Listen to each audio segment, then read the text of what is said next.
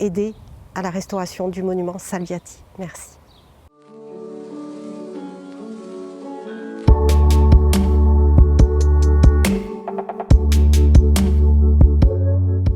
Alors, le monument Salviati est un monument dédicatoire qui vient célébrer l'achèvement des travaux effectués au XVIIIe siècle sur un des axes majeurs d'entrée de la ville de L'Isle-sur-Sorgue. Il s'agit de l'actuel cours Fernand de Perrin.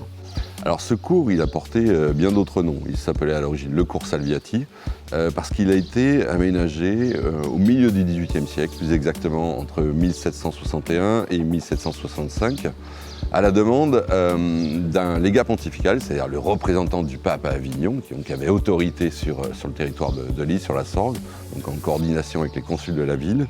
Il a financé donc l'aménagement de ce grand cours qui se développait depuis ce qu'on appelle aujourd'hui le bassin jusqu'au pont Bonaventure, qui est le pont au niveau du moulin de Malakoff.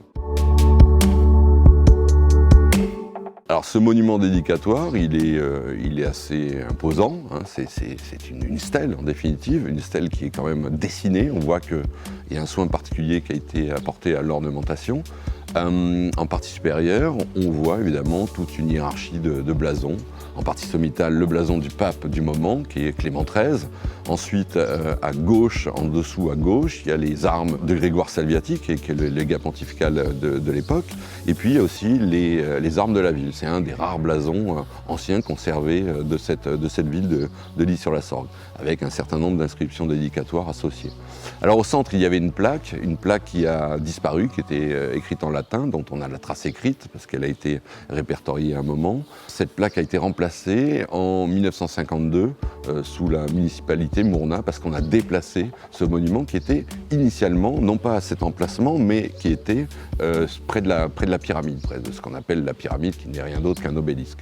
C'est une construction qui est bien élaborée, hein, mais qui aujourd'hui montre quand même quelques signes de vétusté. La pierre est abîmée, il y a des attaques de lichen, il y a l'érosion naturelle qui fait que les traces des maux des natures, du décor, s'effacent peu à peu. Donc il est temps de passer à la restauration de ce monument dédicatoire.